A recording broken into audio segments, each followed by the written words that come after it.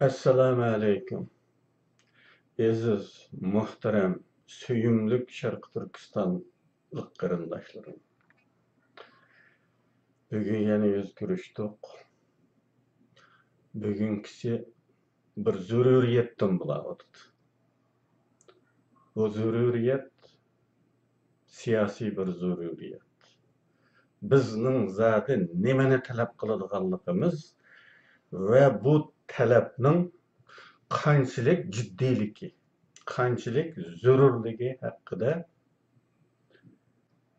to'xtalishdan iborat bir zururiy.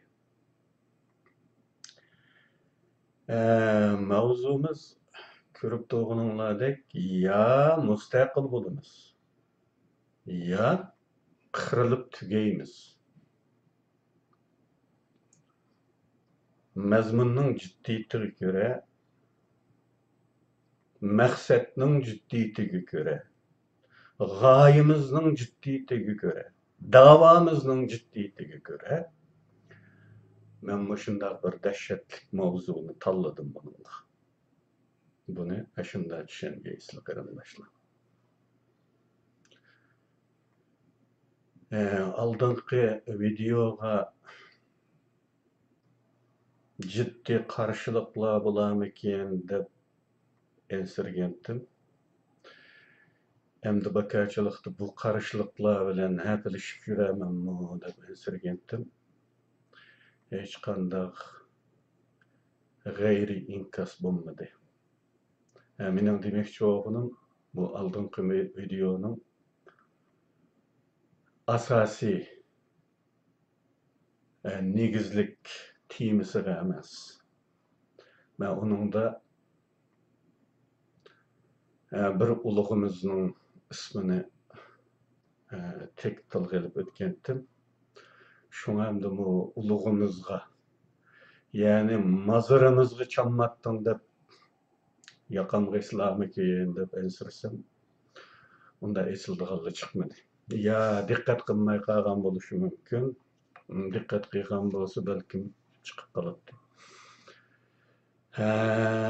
Xudoga shukr. Sizlarga bakla tanishlik bo'lib ketgan Xitoyning yovuz e'lon qilgan maqoladan keyin mustaqillikning zaruriyati haqida yetarli darajada to'xtalmaganligimizni, nurg'un kishilarimizning e'nida bu mavzu haqiqatan mujmal, g'uva, tutuq bir rasmdagidek yaqinlashgan sir tutuqlashib ketadigan, yiroqlashsa o'xshashlik tutuqlashib ketadigan bir ish bo'lib turayotganligini sezdim. Şuna bizde başka tayyorlik mümkün bo'lmagan taqdirdami? Ruhiy tayyorlikning bo'lishi shart bo'lgan vaziyatimiz haqida. Odamlik sifatlarimizning taqozosi zodi nima? Bunun haqida so'zlashga qaror qildim. Balkim o'xshamagan vaqtlarda bu temani o'xshamagan nuqtalardan davomli yuritishga tirishishim mumkin. Shundaqla millatning sarxillari bo'lmish her kişi bu temini öz görüş noktasından davamlı şerhiyleşi, bu mezmununu halkının kalbide ölçmez kılıp uyuyutuşu, kalplerde goya bir ruhi abide titleşinin zarurlikini ta'kidlab o'taman. Yuqorida zikri geçken Xitoyparastning maqolasidan keyin mustaqillik tuyg'ularimiz bir qatim qayta uyg'ongandek bo'ldi. Menimcha bu gapimga qo'shilasizlar. Bu makale goya hemimizge bir silkiniş elip geldi. Hatta Erkin Asiya Radyosu'nun Uygur bölümü külkilik ahvalda bu mavzuga bir anıltış bağışlaşını rava görüptü. Adette bütün zihnini Xitaylar bilen birga o'tirib, birga turayotganlarning depini chelishga atagan radyoning bu ajoyib tuhfasi şunu uqtirdi ki, mustaqillik talabimiz kun sari mustahkamlanmoqda, chinimoqda, sabitleşmekte. Şuna bu talabga chaqchaq qilishga petinadiganlar kim bo'lishidan qat'iy nazar tükürüp tashlandi. Şuna radyomu umumiy iqimga qadamini moslashtirishga majbur bo'lgan. Ama bir yeri bek qiziq. Ziyoratga yanala o'z xilidikilarni taklif qilgan. Öz taqdirini o'zi belgilash shuari bilan da'vochi bo'lib kelganlarning radio ziyoratida birdilla uzil kisil mustaqilchilardan bo'lib chiqishimi alohida diqqatni tortadi.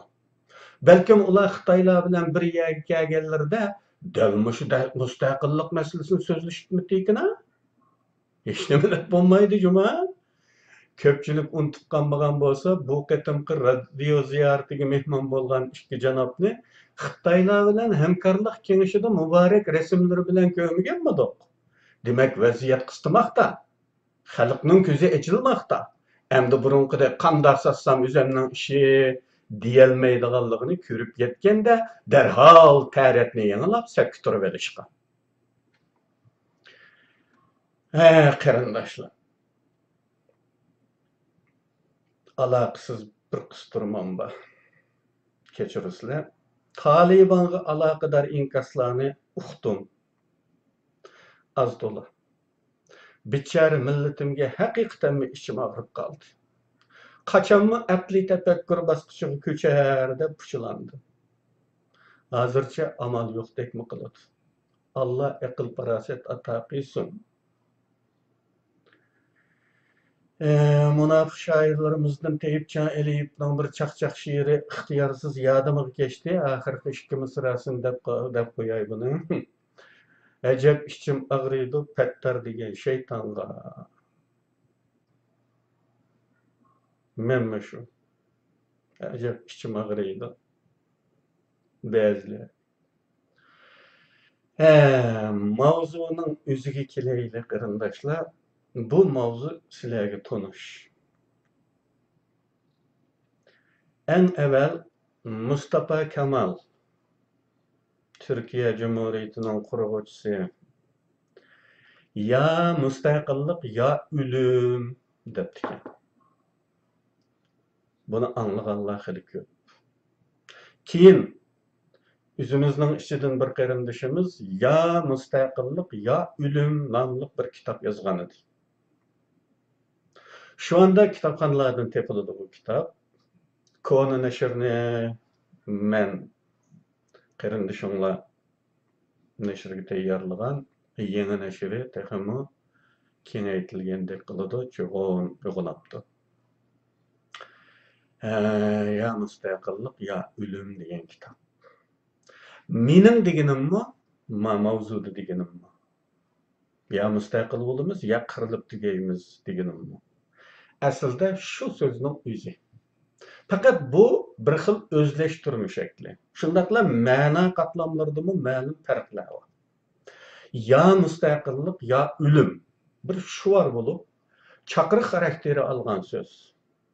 Men ishlatgan mavzu bizni kutayotgan kelgusi, bizning tanlashimiz yoki hatto bizning irodamizga biqinmaydigan fojialik taqdirdir. Xitoylardan tilab elish, Xitoylar bilan yaxshi xo'p bo'lib turib, ularni ta'sirlantirish, andin mustaqillikka yaqin muxtoriyat talab qilish uch apandining tutgan yo'li. Bo'libmi Iso Yusufning bir umr bo'ylagan yo'li bo'lib, yangilikma emas. Iso bu usulga murojaat qilish ishini 1926-yil atrofida Enjandagi, O'zbekistonning Enjandagi Xitoy konsulxonasida malay bo'lib turayotgan mezgilda boshlagan edi. Xabaringlar bo'lganidek, bu kishi umrining oxirigacha bu yo'lidan qaytib boqmadi. Shunisi, Xitoylar hech ta'sirlanib ketmadi, hech o'zgarib qolmadi.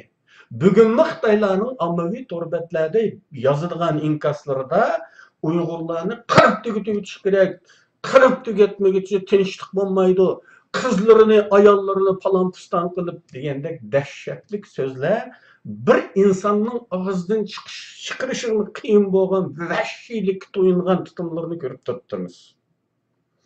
Bu Xitoylar qachonmi o'zgaradi? Bizga qo'rqoqlik qonlarimizga singib ketgandan keyin mushundaq bir lantasma yo'lni tutib elib, savr qilib kutsakmi kutatdik balki. Ammo bugungi Xitoylarning payli aşı uzak zamanlardan keyin bo'ladigan Xitoylarning tabiat o'zgarishi meydonga keladigan parlaq davrlargacha bizni bu yer yuzidan siyirib supurib turgandek to'g'manda qanday qilish kerak? Bizning qarashimizcha ba'zilarning mustaqillik demay turish, Xitoylarni dushman deb etmay, ba'zi turdikilari bilan hamkor bo'lib turish degandek safsatalari faqat Xitoylar uchun chiqimli tejab berish rol o'ynashi mumkin. Bundaq yaxshichaqliqlar hargizmi Xitoyning niyatini o'zgartirmaydi. Bizning oldimizda ikki xil tanlash bo'lishi mumkin. Buning har ikkilisi o'lim bo'lganda tanlashimiz qandaq o'lishni tanlashdir. Qaysi shaklda o'lishni tanlash. Ya'ni manqurtlik bilan ish urg'uchisiga amroq tipida Xitoylarga qo'lchilik qilib, echirqigan mushukdek pochaqlarga suvishib yurib o'lish. Bir xil o'lish bu. Yana biri erkakcha. Ajdodlarimizga yarashadigan shaklda Xitoylarga qarshi turib o'lish. Nima uchun o'limdan iborat bir qismatga yuzlanganda erkakcha o'lishni tanlashimiz kerak? İnsaniyet tarixida qo'rqoq teshliqchilar emas, o'limga yuzlanadigan qahramonlik ruh qadrlanib keldi. Qarindoshlar, bu esingizda bo'lsin. Gerçi butun dunyo tinchlik deb jar selayotgan bo'lishiga qaramay, hech zaman qo'rqoq tinchlikchilar insonlar tarafidan suyulmadi. Dal aksicha o'limga yuzlanadigan qahramonlik ruh qadrlanib keldi. Javhar Dudaevning rahbarligida chechenlar qarshilik ko'rsatayotgan zamonlarda chechenlarga dunyoning har yerda hurmat nazari bilan qaraldi qarindoshlar. Hatto ba'zi davlatlarda taksi shofirlari chechenlardan pul olmaganlik haqida hikoyalar bor. Buni biladi aranglardagi ba'zilar. Qashqarda Saman voqeasi yuz bergan 2008-yilda voqeadan xabardor kishilar Uyg'urlarga hurmatkor muomalada bo'lishgan edi. Germaniya matbuotlari Uyg'urlarning qadimgi qahramonlik ruhi o'lmabdi deb madiya yozib, bizning ruhimizga madiya o'qiganligimiz bu nuqtani isbotlaydi. Ash chaqda bizning janoblardan birisi chet el muxbirlarining ziyoratida bu voqea haqidagi tutumini ifodalab, "We are so sad" dedi. Biz bekmi üzüldük, bekmi ko'nglimiz yerim bo'ldi dedi. Sama voqeasiga qaysinlarning ko'ngli yerim bo'ldi yana shunda. Biz xo'sh bo'ldik. Ammo bizning da'vochilar Aşaylıqı hazır tükürülayotgan da'vochilarning ichidagi birisi "We are so sad" dedi. Dep o'tganimdek. Ba'zi alomatlardan go'yo o'limdan boshqa tanlashimiz qolmagandek ko'rinsimi, o'limdan boshqa tanlash yo'li qolmagan insonlar uchunmi qandaq o'lishni tanlash imkoni mavjuddir. Qarindoshlar, sizlardan shunday so'rayman. Agar o'limdan boshqa tanlashingiz qolmagan bo'lsa, qanday qilasiz? Taqdirga tanbagan holda, xuddi qushxonalarda bir-biriga chetib bog'langan qo'ylardek o'limni kutib yetishni tanlamsiz? Jimjit, qarshiliksiz, yavaşlık bilan davr qassoblarining qo'lini taldimaslik uchun tinch turib bergan holda tepchaklamay bu o'limni kutib olamsiz? Yoki hech bo'lmasa tepchaklab g'azabingizni bildiradigan xirildash bilan qassobga g'azablik umuyib o'limni kutib olamsiz? Qullarcha o'lishnimi yoki qahramonlarcha o'lishnimi? Nimani tanlaysiz?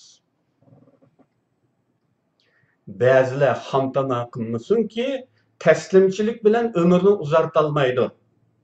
Xitoylarning biz bilan birga yashash niyati azaldan bo'lib boqmagan. Andaqkan Xitoylar mayli asta-asta yo'qotsin, mayli tez arada yo'qotsin, yo'qotish qarori o'zgarmaydi. Xitoy hukumatlarining almashishi, ideologiyalarning almashishi, sistem o'zgarishlari Xitoylarning milliy xosligini, kengaymichi tabiatini o'zgartirmaydi. Ko'rdikku atalmış demokratlarning feylini. U holda nima qilishimiz kerak? Qarshilik qilishimiz, ozodlik yo'lida o'lishimiz kerak. Hech bo'lmasa dunyoning nazarida hurmatimiz bo'ladi. Aqimizda sharaflik aslimilar, qahramonlik dastonlari qoladi. Ölümge yüzülnəligellərdən callatlarını qoğudu. Qoğuşның ən qabahatlik səbəbi ölümdür. Qoğuşның ən axırki çekidiki, ən qır noktasındaki səbəb ölüm. Ölümdün mü yamaraq aqibət yox. O halda bir kişi ölümdün qoğmusla, onu heç nəsi qoğutanmaydı. Ölümden qorxmaydigan fidoyilar tarixning har bosqichida bo'lgandek, insonlarning hamma bir qismida bo'lgan. Ana shu fidoyilar haqidagi qahramonlik dastonlarini varaqlab ko'rganimizda, ularning soni oz bo'lishi, qurollarining yetarsiz bo'lishi, moddiy imkonlarining chekligi ularni to'solmaganligini, o'zlaridan nechasi ko'p bo'lgan dushmanlarni sarosimiga solganligini ko'ramiz. Bizning bugungi qismatlarimiz şunu göstermekte ki, milletimiz mevcutluk için can talışıdığın ahirki minutlarını yaşamakta. Eğer biz üzül kesil bulanmasak, ölümgü yüzüllenmesek, katli niyetki kilenmesek, afetin menbəsiden kutulmayı durup, afetten kutuluşku urunuştek bimeni keçiklerde vaksız ayakıysak, hakikaten mi akıbetimiz tesavvur duyusuz olur. Mınlarca əfsus ki, milletni yeteklep menişi kütülüdüğün ziyaliler tabiqimiz nelerde? Nime koylarda? Toğru tallaştı mı? Azgınlıktı mı? Torlardaki yoğun geplerden qat'i nazar. Körülüvatkan reallik şu ki, bir munç Şarkı Türkistanlıklar en tüven taleptiki kurban berişkimi razı emas. Tuqqanlarımgı zihni yitidu dep siyasetten uzak duruş. Qurup tek bir üçekке tügülüp elip yaşaş. Fakat ve fakat normal telefon sözleşip duruştek kiçikkine menfaat için vatan millet menfaati hizmet kılıştan vazgeçiş. Ör dünyada yaşavatkan turup mu Xitaydan korkup tügülüp eliş. Hemmeylerinin etrafıda bundaklar mevcut kırımdaşlar. Yalgan mı? Siyasetke arlaşmaslık için şunçilik güzel bahanelleri var ki sellemna dep ketisiz. Vatan üçün cenim pida degan ulug' var, şu var bek asallan ağzımızdan çıkırmaz. Ama nemişki oylamaymiz? Ölümdün milyon nesle küçük kurban berişkimi yaramaydiganligimizni. Qarindoshlar, bir narsa aniq olsun. Bizning mustaqillik talabimiz hargizmi bu talab ishga oshamdi, oshmamdi. Yoki Xitoylar ve dünya cemaatçiligi bu talabga issiq baqamdi yoki qat'iy qarshimi deganlarga bog'liq emas.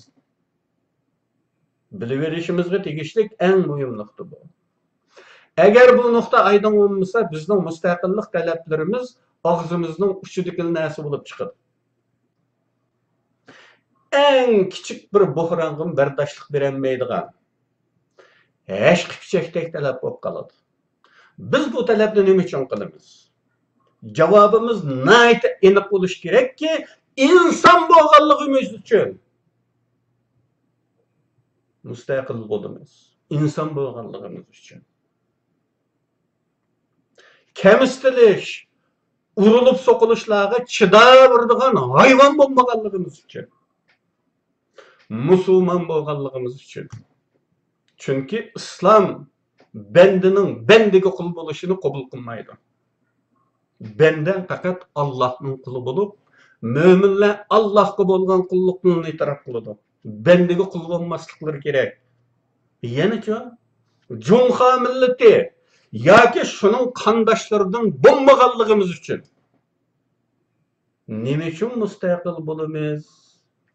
Yoki birisi so'rasa, nima uchun mustaqillik deysan? Desa bu javobni beramiz qarindoshlar. Birinci cevabımız nima? İnson bo'lganligimiz uchun.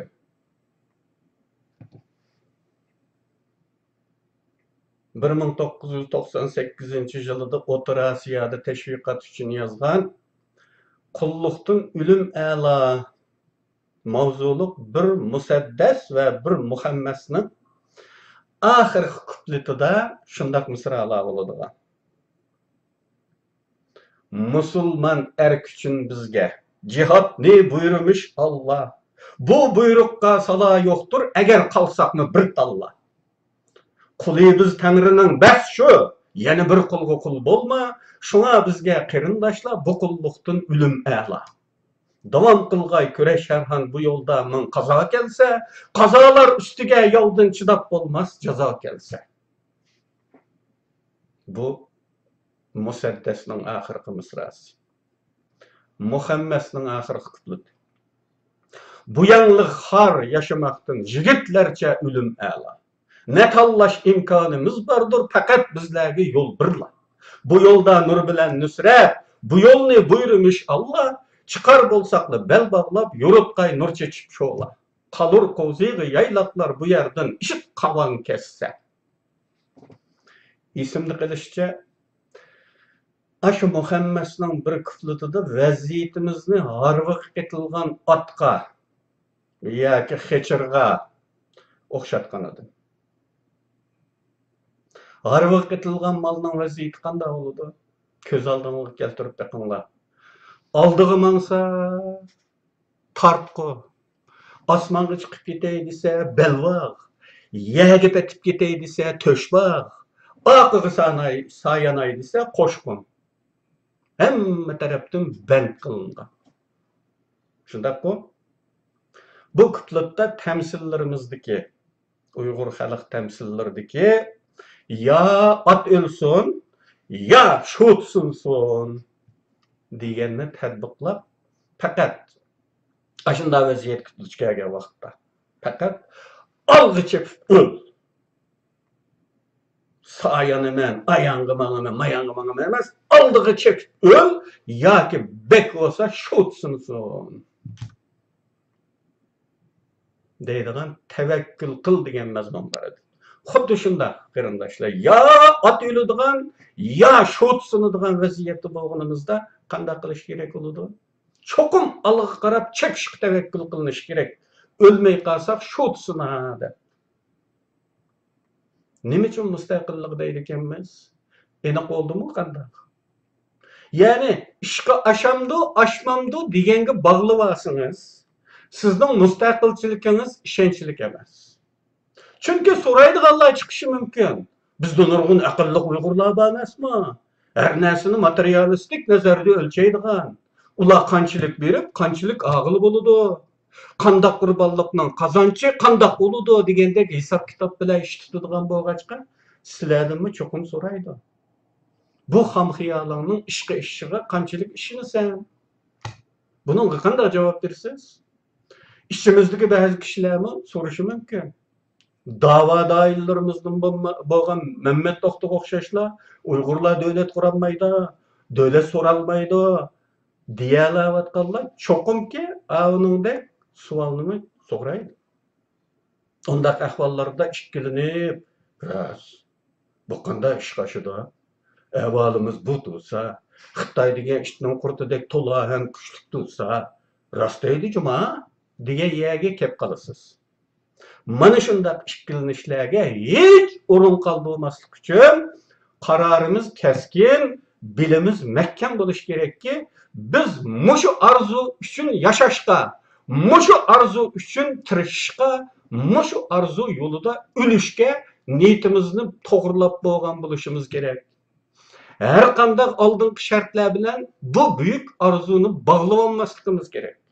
Eğer ondaq bo'lmaganda shundaq savol tug'iladi. Ish qashmaydigan bo'lsa qanday qilasan? Xitoyga kuchuk bo'lib, quyruq shipang'ishib yashayveramsan? Agar yo'q bo'lsa javobingiz, u holda ishga ish sharti bilan emas. Ishga ashmaydiganligini aniq bilib tursammi, mushu yo'lda o'lishga roziman deyalishimiz kerak. Lekin bu o'zimizni o'qitish, torlarda, toplarda to'g'lab qo'yilgan shulardan iborat bo'lib qolmasligi, haqiqatanmi o'limga yuzlanganda qilcha ikkilanmaydigan ruhiy tayyorlikda bo'lishimiz shart. Vatanparvarlik aqlliqlarimizning o'lchamlaridek tijoratga o'xshamaydi. Tijoratda qanchalik dasmiy silib, qanchalik qozonaman deganni hisob kitob qilibroq ishga tegishingiz mumkin. Lekin vatanparvarlik tijorat emas, uzil kesil beg'ishlashdir. Olmaydiganga rozi bo'lib berishdir.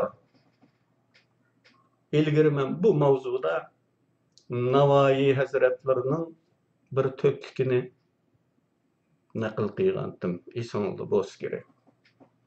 Mürüvvet barçı vermektir yemek yok. Fütüvvet barçı kılmaktır demek yok. Vatanperverlik aşında olur.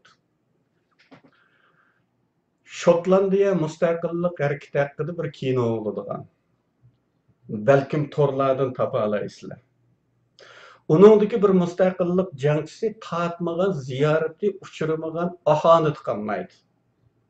Hamma narsadan ayrılıp kaksaltan oldu. Etrafında işengen adamlar mı kalmaydı? Mana şu çağda Angliya hükümetinin sot zalida onun hakkında karar çıkarıldıgan boldu. Yerimcan bo'lib qolgan jangchi elib kirildi. So'rashtirib. Sot ayıbnamını o'qib etdi. Kelgan oxirgi vaziyatini ta'rif qilib, uningdan pushmonlik so'zi qilsa, yenigrek jazo berildiganligini aytib, oxirgi so'zi so'raldi. U eng oxirgi qatim freedom deb vaqirab yiqildi. Freedom. Hürlük, erkinlik. Qarindoshlar, ko'rib beqinglar. Eng oxirgi so'zimiz bizning freedom bo'lishi lozim. Qarindoshlarim, og'zimizda yo'g'on gap bek ko'p. Ammo deyilganidek kichkina qurban berishga to'g'ri kelsa, erzimagan darajada bir bedel talab qilinsa, oqiga soyanadiganlar bek ko'p ekanligini ko'ryapmiz. Bundaqlarni cho'qim so'roqlanish kerak. Munofiqlarni bilaman deb po'atganlar bor aramizda. Ammo ismini oshkorlash talablariga bexatarligimga kafolatlik qila olamsan deb so'raydi. Erkin dunyoda turib qilinayotgan bu qahramonlikqa qarang. Qarindoshlar. Men uning uchun qarindoshlarni YouTube'dan Ikkinchi Dünya urushiga oid hujjatli filmlarni ko'ringlar deb tavsiya qilgan edim. Bir shahar uchun berilgan qurbonlikning, bir qatimliq operatsiya uchun berilgan qurbonning qanchalik bo'ladiganligini ko'rib, o'z amaliyatimizga tatbiqlab o'ylansin va andin haliqidek yo'g'on gaplarni qilib baqsin demoqchi edim. Biz hala hissi tefekkür basqıçıdayız, aqli tefekkür basqıçıga kemmep to'xta qarindoshlar. Bek afsus. Qanchalik odam bu filmlarni ko'rib baqdi bilmayman. Ammo torlardagi qahramonlik qilchi aziyib baqmadi. Uning ustiga yanada burunqidek bir turli trans holatdagi shirin xiyollar quchug'ida allaylanish davom qilmoqda. Hele anandan ümit kütümüz, hele manandan ümit kütümüz, azat qilib qo'yamiki bizni, ma qutuldirib qo'yamiki bizni bu şekilde. Qulchilik. Qul degandan bek yaxshi ixcham bir ta'rifini topdim. Mamtimin a'la qarindoshim bir mesaj yo'llabdi ekan. Uningda Frederick Douglassning bir hikmatli so'zi bor ekan. A slave is someone who sits down and waits for someone to free them. Degan so'z bor ekan.